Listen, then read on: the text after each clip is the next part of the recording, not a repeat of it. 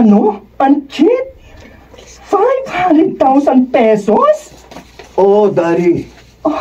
500,000 piso kapalit ng pag-urong ni Francis ng demanda niya sa'yo sa kasong pangmumolestya. Hindi ko minolestya si Francis.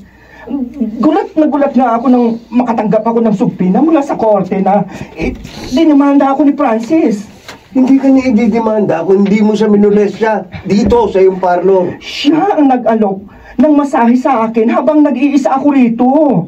Nagtiwala lang ako sa kanya dahil ipinakilala mo siya sa akin na kaibigan mo. Kaibigan ko nga si Francis. Kaya tinutulungan ko siya.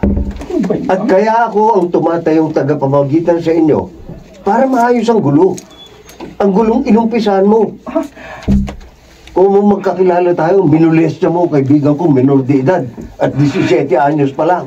Si Francis ang kusang nagpaubaya ng sarili niya sa akin. Hindi na ako makikipagtalo sa iyo, Dari. Binuntahan kita at kinausap ng sarilingan para rin sa iyo. Pero kapag hindi ka nakipag-areglo, hindi iuurong ni Francis ang demanda niya sa iyo. Panchit! Tuluyan na masisira ang pangalan mo at makukulong ka.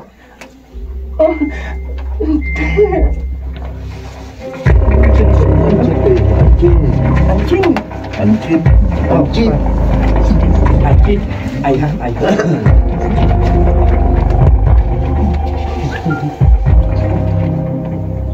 At umiyak pala sa harap mo si Dari, ha, Anchit? Oo, Francis. Kulang na lang lumuhod sa pakiusap at magmakaawa sa akin ang baklang rin. Bago niya inamot sa akin ang pang-areglo niya sa kasong isinampang laban sa kanya.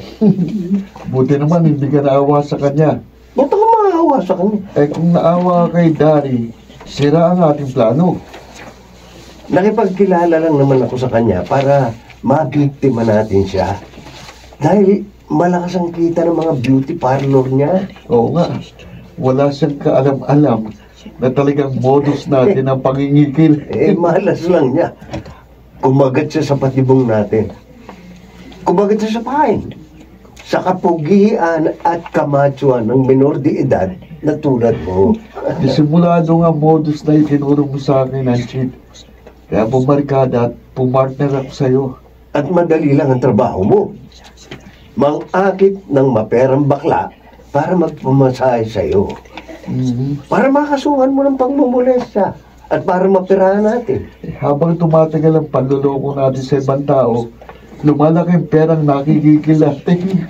Hida rin pinakamalaking nadugas natin. Oo, malaking pera nga napaghatian natin, supak lang yun. Sarap man loko, no? Di ba? Oo. Ano, Anchit? Nanloloko kayo ni Francis? Mati. Dumating yung SB mo, Anchit. Kuya Dari, bakit pumayag kang makipag-areglo sa mga nanloko sa'yo?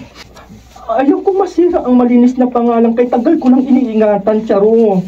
Ayaw ko mag-prosper ang demolition job ng ibang tao laban sa akin.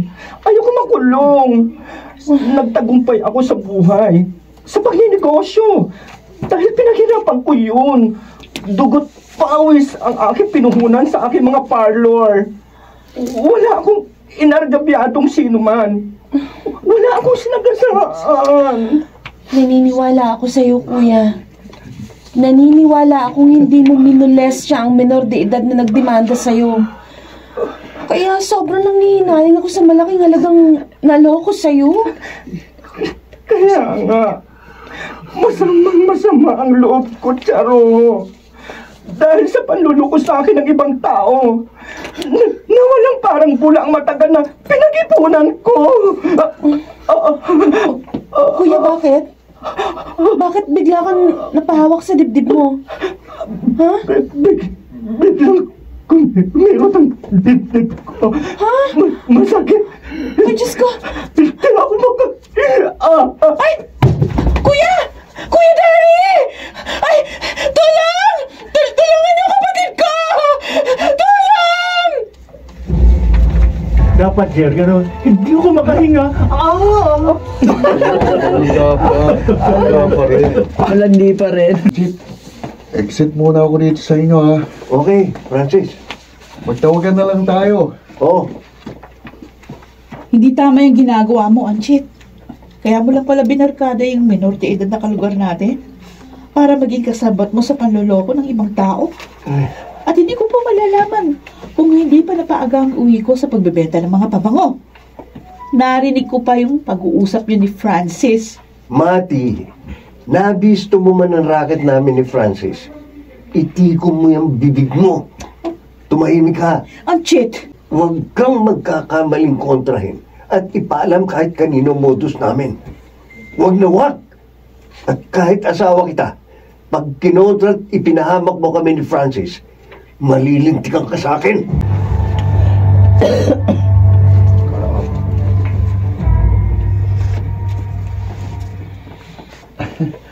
Buti na lang, Anchit. Takot sa yung esme mo.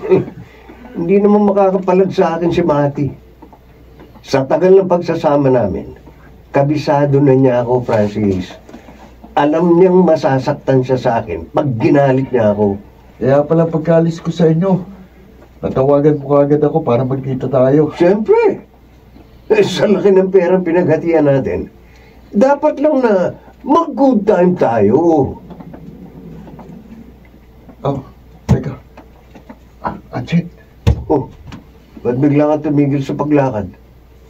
Malayo pa yung resto bar na pupuntahan natin. hindi yung babae mo ba sa taxi? Nakababatang kapatid niyo ni Dari na ipinakilala sa atin ni Bakla nung minsan nasa parlor niya tayo. Si Charo? Oo, saman tumingin yun. Eh baka ipinaalam ni Bakla sa kapatid niya na pinirahan natin siya. Wala yan. Ay! Ayun Kaya! na, ayun na. Kayong dalawang nanloko sa kuya ko kaya inatake siya sa puso. Mga walang iya kayo! Oh, Ha? Inatang sa puso si Dari? Oo! Matapos siyang bumagsak na walang malay tao, isinugod ko agad sa ospital. Pero hindi na siya umabot sa ospital ng buhay. patay na si Dari. Kasalanan niyo! Namatay siya sa labis sa sama ng loob sa inyong dalawa. At sa labis sa panghihinayang sa malaking halagang matagal niyang pinag-ipunan na napilitan niyang ibigay sa inyo. Para lang huwag niyo siyang kasuhan at ipakulong. Ang naibigay na sa amin ng utol mo, hindi mo na mababawi. Alam kong mahirap ko nang mabawi sa inyong pera ni Kuya. Pero bumaba ako sa taxi nang makita ko kayo. Hindi mo na ako nagtuloy sa punirarin. Mag-aasikaso sa bangkay ng kapatid ko. Para malaman yung hindi ko palalampasin ang ginawa niyong panloloko sa kuya ko na naging dahilan ng kanyang maagang kamatayan.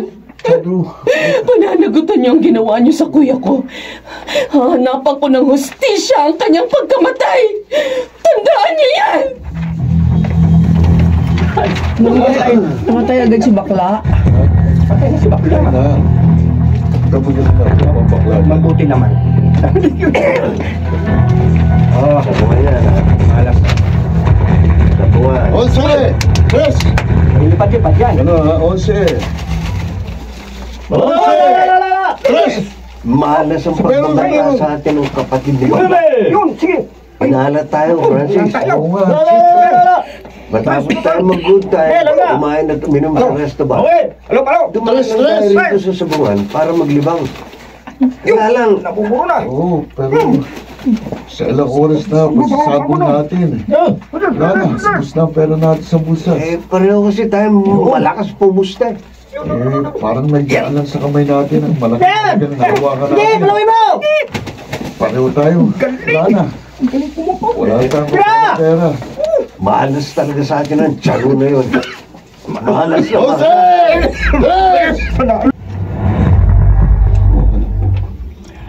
Ano ka mo, Mati? Nanloloko na ibang tao. Ang anak ko si Francis. Oo, Aling Dolores. Silang dalawa ng asawa kong si Anchit. Paano? Paano ginagawa nila kapag nanloloko? Oo. Maghahanap sila ng baklang may pera. Aakitin ni Francis para magpamasahe sa kanya. Pagkatapos, kakasuhan na niya ng pamumulestya. At para makikilan nila ng asawa ko ng malaking halaga. Kaya Kaya pala madalas kasama ng anak ko ang iyong asawa. Hindi ko nga ho mapakiusapan si Angie at tigilan na yung masama nilang gawain eh. Kaya, Kaya pinuntahan mo ako. oo, baka kasi pwedeng mapakiusapan yung inyong anak na huwag nang makipagsabuatan sa asawa ko. Para matigil na yung panuloko nila sa ibang tao. Gagawin ko talaga yan, Mati. Salamat ho, Aling Dolores. Kahit matagal na akong byuda, hindi ko pababayaan na ang nag-iisa kong anak na minor de edad ay magpatuloy sa maraming trabaho nila ng iyong asawa. Hindi. Pare ba't pagka wala bang doon, hindi matatawagan? Siyempre, ang tatawagan eh. Hindi. Sa messenger siguro. Hindi, basta to, ano na lang. Walang data. Tupat na lang ako, pare. Francis, buti na kita ka rito sa bilyaran. Dito lang naman ako madalas tumabay, Anchit. Hindi kita matawagan sa cellphone mo eh. Paano mo ako matatawagan eh? Lobat ako. Eh, yun sa akin, Bakit wala mo naman hinahanap? akong load. Kaya hinahanap kita. Bakit nga? Hindi ba usapan natin maghahanap ulit tayo ng mabibiktima? Para magkapera tayo. Oo nga. Oh, may nahanap na ako. Talaga? Oo, Sino? isang baklang bagong may-ari sa parlor nung dating pagmamay-ari nung nabiktima natin na namatay sa atake sa puso nung nakaraang buwan. Si Godi.